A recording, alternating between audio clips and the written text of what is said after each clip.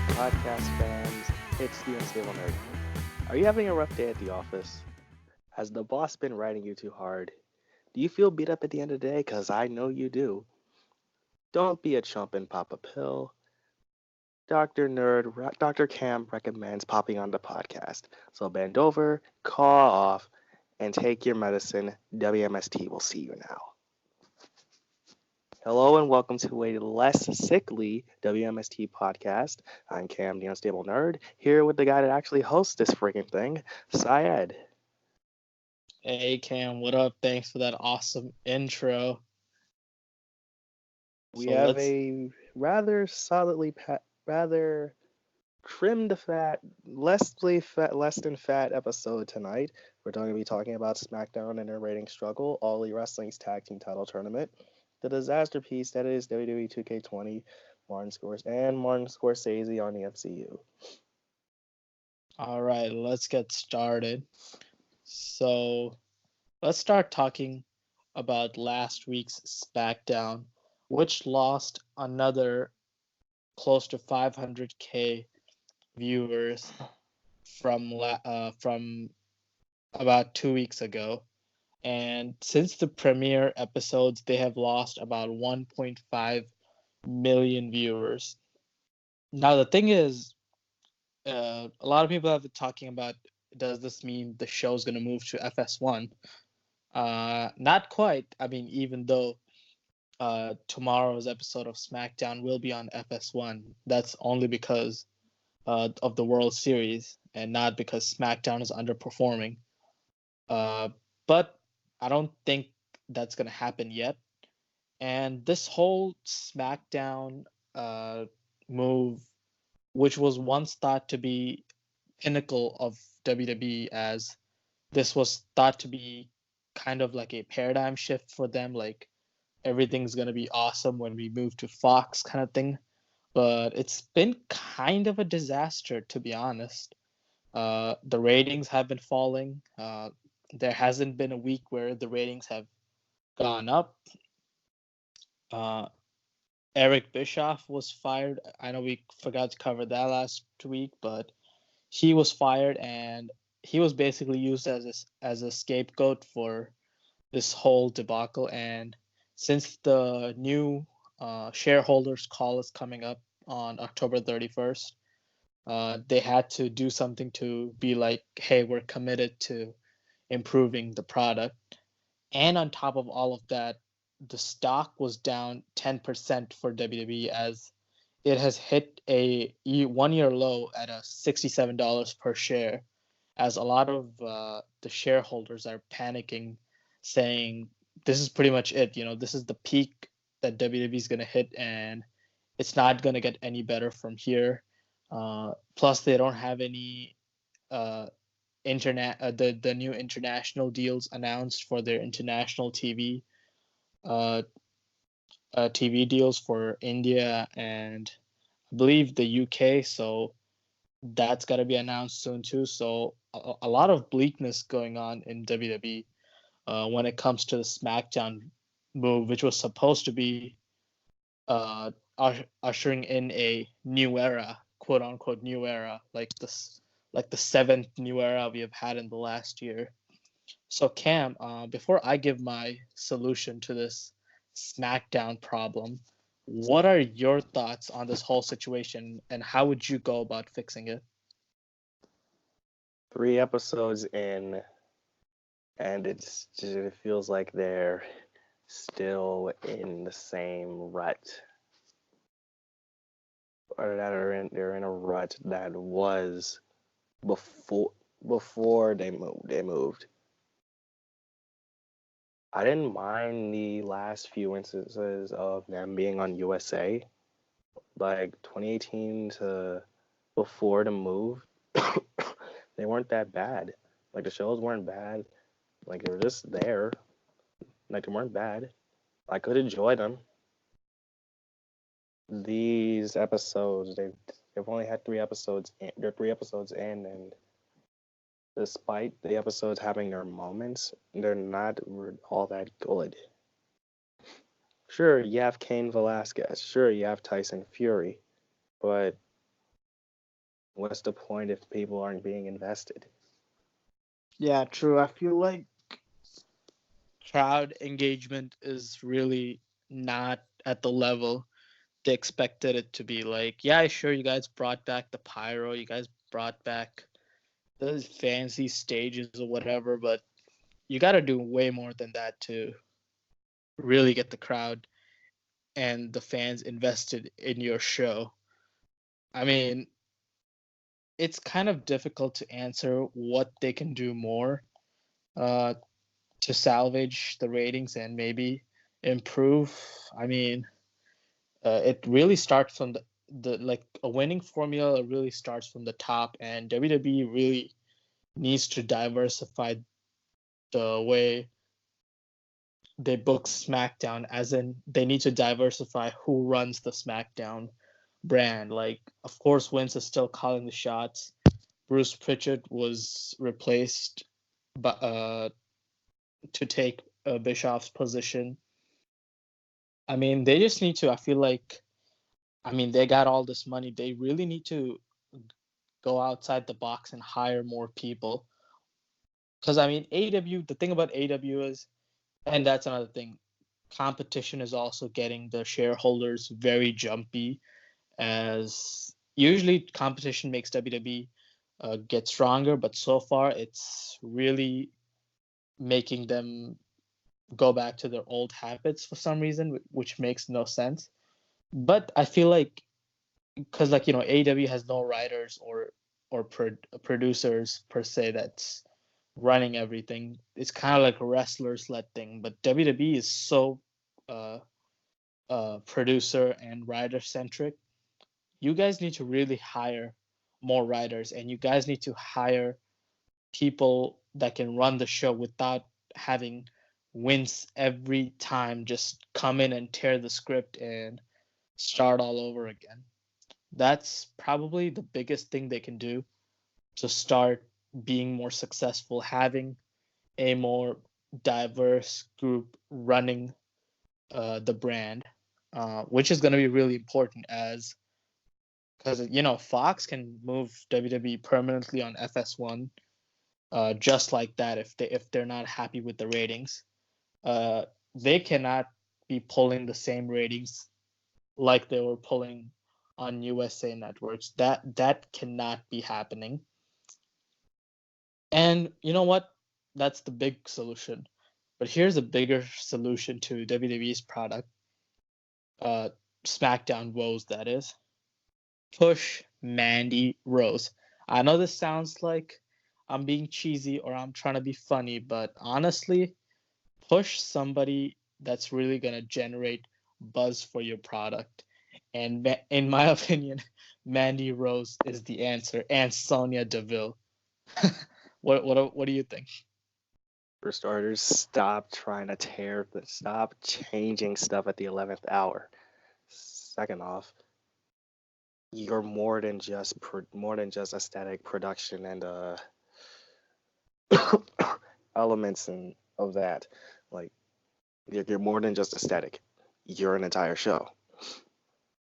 I mean, a new graphics pack and a new stage, lasers and ACDC are nice and all, but what is that gonna do? What is that gonna do when the rest of the show is just blandest? Third, actually push the newer wrestlers like Mandy, like Sonya. Bailey isn't. You have this new heel, Bailey and Sasha. Let's see if you can do something with that. The Fiend is on SmackDown. Might as well make him one of the main faces, rather than just going to old habits like Lesnar's world champion. Don't get me wrong, Lesnar's world champion was a Fox decision, but it's better if you just don't fall into old habits. Make it something that's actually they've been saying that this show is the land of opportunity for 3 years. Then why isn't it the land of opportunity? Why are we still seeing the same people on TV? Why are we still seeing the same people as champions? Why am I still seeing Charlotte Flair? Why am I seeing Charlotte Flair hold a 10th women's championship? Why am I seeing Lesnar on TV? Yeah, honestly, bro, you pretty much hit the nail on the mark. That's the thing. They really need to. I mean, especially Fox needs to realize, like, hey, the way things used to work are not gonna work right now. Like, they really need to update the formula. I mean, not even be that formulaic. Like, for example, yeah, Fox probably told WWE like, hey, make Lesnar the champion. We want Cain Velasquez versus Brock Lesnar. That's a money feud right there. But the problem with that is Fox told WWE to do that. WWE messed it up so bad. They had Kofi get squashed, that which I think pretty much a lot of fans saw that and went, okay, this is not worth it, and they just tuned out. Like they lost 1 million viewers the next week, and I feel like Fox wasn't expecting that. They probably thought, okay, it was gonna be kind of a competitive match, but I feel like problems kind of just started from there. As soon as Kofi lost in 3 seconds, and Kofi's still being prominently presented on the beginning of the Fox SmackDown intro with the ACDC intro, By the way, but the intro. Speaking of the intro, why are you promoting legends that aren't on the show? Why are you promoting Taker? Why are you promoting Rock? Why are you promoting Austin? I know it's such a it's kind of like clickbait. Like you're not gonna have those people on every week. Stop promoting them. Use your current roster. And the way Kofi's presented in that promo package, you'd be thinking he's the face of SmackDown or he's one of the main guys. But the thing is, he's technically speaking in kayfabe, he's a chump. He's a nothing, and you're kind of just promoting the guy because He Fox was thought champion that before. yeah, Fox thought he was going to be handled well, but WWE has shown their true face. They've shown their true cards, and they've shown that they cannot handle talent properly. Fox is probably kind of mad at them for that. Fox is probably thinking to themselves, "What did we spend $1 billion on?" I mean, sure, they still have faith in them. Like the Twitter account is one of the best things going. They have a backstage show that's like NFL Live or NBA The Jump. I mean, they're still gonna promote them. They've been promoting them probably during the World Series and they promote them every week during NFL games and during college football games. They still have faith in it. It's just there. It's just WWE that needs to actually try and care about it. Yeah, we'll see what happens with SmackDown going forward. But yeah, that's for sure. They need to make a change and they need to do something because trust me, the ratings cannot be having a free fall like the one we've been seeing so far. All right. So let's move on to our next topic. Let's talk about something a little bit more positive. The AEW Tag Team Tournament, which has been an absolutely amazing thing so far. Like there've been so many great matches and they've been showing off the tag team division so well. It's definitely one of the better tag team divisions in the entire world. Uh, so many great teams like SCU, Private Party, Young Bucks, Best Friends, uh, the Luchasaurus and Jungle Boy team. Like there's so many great teams, and every single tournament match has been the highlight of the shows match wise. And I mean, we saw the Lucha Brothers versus the Private Party match. That match was I know it was a bit of a spot fest, but my goodness, that was a really beautiful spot fest. Like the moves these guys were pulling off, the sequences was like things. I mean, yeah, I've seen some variations before though, but the way the sequences worked was so awesome. But yeah, next week I cannot wait to see the SCU versus Lucha Brothers finals. That is gonna be really awesome, and the fact that we're getting that for free on TV and they're not making us wait for a full year is pretty awesome. Like so far every single week has felt very awesome, and there's been a sense of urgency with the way they've been showing off the talent in each match. So that's why AEW is the only wrestling show I watch from the start to finish, and I don't get bored. And it's actually fun watching solid 2 hours of wrestling without having to worry about, oh, they did this wrong, they did that wrong, because a lot of the focus is on the in-ring product, and that's the beauty of all elite wrestling. The in-ring product is the focus, and when they do any segments, it's really awesome. It's to the point. There is no long promos or cringy dialogue or cringy skits. Is to the point, and I love it. So, Cam, what are your thoughts on the AEW Tag Team Tournament and the episodes we've seen so far? They've been opening every episode with the tag team tournament for the past few weeks, and I think it's for good reason. It's kind of like how NXT opens their takeover events with the tag titles. Like they have faith in their tag division, and they're one of the best tag divisions in the world right now. Even if the tag division is in its infancy, it's phenomenal. I just can't. And the fact that they're doing the finals on free TV rather than just waiting for it on pay-per-view just shows how much faith they have in the tag division and that they want people to see this. As for the Dynamite episodes, aside from this week's episode, which was a toss-up between this and NXT, Dynamite's has been putting out the better shows. All right, moving on to our next topic. Let's talk about WWE 2K20's disastrous, horrific launch.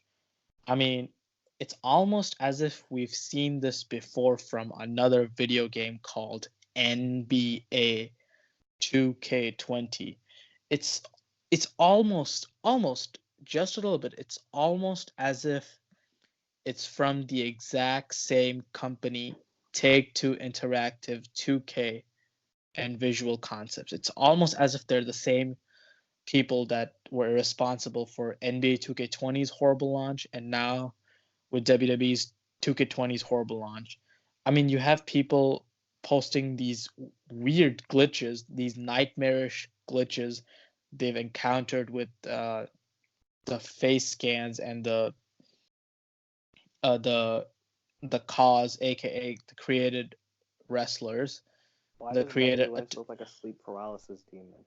Oh my god, that was horrible looking. And I mean, if I don't know if Ziggler can find the picture, but warning to those who haven't seen the picture, it's nightmarish. That and there's a lot of features missing. I mean, of course, Ukes is gone, and they weren't there to help visual concepts, but there's features that didn't even make it from 2K19. Like apparently, create a champion is not a mode that's available anymore. Apparently, you can make your own logos. Uh, there's a lot of things. Like apparently, it's 2K15 bad as to how many features are missing from the game. And I mean, I'm pretty sure they're gonna come out with a patch to address the horrible looking glitches, especially that 2K Showcase glitch where Charlotte Flair is just giving like fellatio to the referee. I don't know how you explain these type of glitches. It's almost as if they didn't test the game before launching it. I get it. They didn't have that many employees because Visual Concepts was the only one working on the game, and Ukes left. But this is just a disgrace, and it kind of shows disrespect to your WWE fans who are buying the games. And I know there's a day one patch that comes out and addresses these issues, but that patch is probably going to be like 20 gigabytes at least. I shouldn't have to download a 20 gigabyte patch to fix these kind of problems. the kind of problems that should be taken care of before the game launches. And I urge people to not buy the game this year. I know it's probably going to be hard for you. You want to play 2K20 with your friends, check out the showcase, the new My Career, blah, blah, blah. But you got to show them, like, hey, you're not just going to buy a unfinished product. You're not going to buy a crappy game, that you demand a perfect wrestling game or a close to perfect wrestling game. And I feel the only way you're going to show 2K that they need to refocus and they need to recode the game to make it work better, you guys need to show them, like, you're not going to buy the game, and the low sales will definitely get them to fix the game. I mean, good thing we don't have VC microtransactions like 2K, NBA 2K, but still, you guys need to make your voices heard by not opening your wallet for this company that's seriously disgracing the the customers so badly.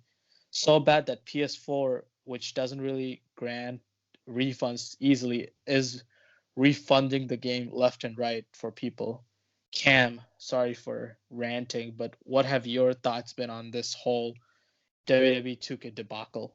I understand that Ukes left during development and Visual Concepts had to build everything from the ground up and when they were understaffed. But you could have just delayed the thing. Speaking as an example of a delay, The Last of Us 2 has gotten a delay, and for good reason because they're not done with it. Do that instead of just trying to ship it out in the state that it's in. Why bother just trying to do that? Just people can wait, people can be patient. It's not like you have to ship out the game every October. Like you can ship it out in December as a, like for Christmas. And as for everything, if you haven't seen what this game is capable of glitch wise, I suggest you just watch New Legacy Inc.'s Day One glitch video on 2K20 because it gives you all that you should know about the glitches. There's been articles. IGN gave it a 4 out of 10. It's like there's been glitches of showcase mode where Charlotte Flair spins around in the is spinning around in the Hell in a Cell. There's glitches where someone is playing as Dakota Kai and they powerbomb Ronda Rousey and then the game just shits itself. There's other clips in the game where the entire ring is bouncing all over the place and wrestlers are just bouncing along with it. It's that busted up. And don't get us started on Nightmare Paralysis, Becky Lynch, and Rey Mysterio. Sure, pre-order The Fiend. Sure, the original stuff.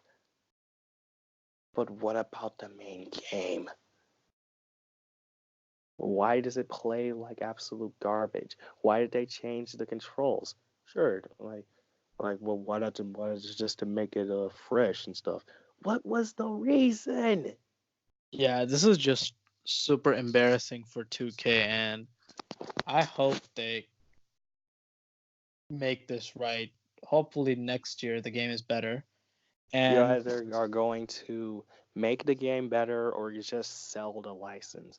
Because at yes, this rate, just sell the license. just sell the license to a company that will actually spend time and resources on the game, because I know 2K hates spending money on the resources. They'd rather pocket that money, because NBA 2K is the biggest example. They probably haven't spent a penny on the servers, which are so god awful. And the same thing is happening with WWE 2K. They're not spending money hiring more devs so they can fix the game, and it's really hurting the sales overall. And nobody cares about WWE games anymore. Like you're better off selling it because NBA is your biggest cash cow. Might as well ship it off to someone like I don't know, THQ Nordic, EA, another subsidiary of Take Two, Rockstar. I don't care. I Oh my don't God. care who takes it. Honestly, even EA would be a horrible choice because EA is super into microtransactions, even if the game is super bad. So I don't know how, but I don't know. It's just that WWE games nowadays they're not good anymore. Period. So Like it 2K19 wasn't all that bad, but this was just a huge step back. yeah, that's true. Though I will give Ukes definitely gave their all when they made 2K19. Like I suggest people if you haven't played 2K19 to buy the game and turn off the reversals and turn off stamina. The game is going to be so enjoyable for you guys. Also It's a the lot showcase, easier without the reversals. yeah. Also the showcase mode is really good. The Daniel Bryan showcase mode is really enjoyable. The career mode it's a While really good, short, it's good. yeah, short but good. Like they have dialogue for the first like 15 chapters, so that's good. That's If you can get decent. past, I can't believe it's not John Cena, you'll enjoy it. Oh, I don't know why they bothered with that. Like they couldn't have got John Cena for a day to record some lines. It's unbelievable to me. Uh, I don't know. Anyways, yeah, if you can get Whatever. back, yeah, if you can get past that, the career mode is very enjoyable. Step in the right direction. Not too many That glitch. and the loot boxes, the loot packs too. That's a The loot, downside also. they're okay. They're not as bad as EA loot boxes, but I know At people least have there's a the virtual currency for it. yeah, like I know people are sensitive towards the word loot boxes because EA scarred them for life with that. Uh, yeah, and the universe mode is the universe mode. It's honestly such a whatever mode to me. I never had an interest in that mode. Just bring back GM mode, honestly. But I feel like yeah, 2K. If you would be better off just playing 2K19, because guess what? The servers for that game are gonna be open till like November 2020, I believe. So might as well just play 2K19 and not waste your money on 2K20. Just save your $60 buying another game. I don't know. There's plenty of other games out there. Doom is coming out with another game. Need for Speed is coming out with another game. There's this game Gears. that I really like called that I really want called Wreckfest. It's a racing game that's with Demolition Derby stuff made by THQ Nordic. Yeah. You're better off buying that. And Yeah. it's I mean, it's 40 not even. bucks. You know, it, Even if the price drops to $5, even then it's not even worth it. Honestly, like just save yourself the headache. The save yourself uh You're the better off playing money. games that are already readily available that have huge fan bases. As much as I don't like Fortnite, you're better off playing that instead of 2K20. I've Yeah. been playing Rocket League for the past few days. Amazing game. I've been playing Rocket League for years now. You're better off playing that. Oh yeah, I love Rocket League. Hey, guess what? Maybe you send a message to 2K by guess what? Playing SmackDown versus Raw 2007, which is believed to be one of the best games ever. So people should just either Buy a PS2 for Here Comes the Pain. yeah, just buy a PS2 and people should play those old games and they should post like videos and screenshots and tag 2K and tag WWE games and like let them know like hey, these are the kind of games we want to play, not the Support crap that other you're giving wrestling us. games. Like there are other developers out there that are making wrestling games.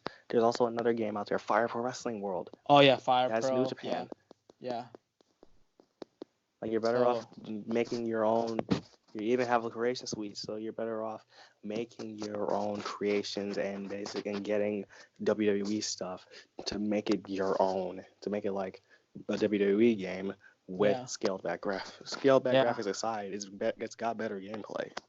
Yeah, and I mean a startup company can definitely buy some rights for the likeness of some wrestlers, and they can try to sell a free to play game and try to gain some audience through that, because free to play is all the rage nowadays. So a company could make a free wrestling game, and people can just play that and just have fun with that, and that can get them positive buzz and make people buy the game eventually. So this could be a chance for a startup company to push their own ideas for a wrestling game. All right, so with that, we're gonna wrap up this week's episode of WMST podcast. It was a shorter episode, but it was a really fun episode to record with Cam. Hopefully, you guys liked the interview with him.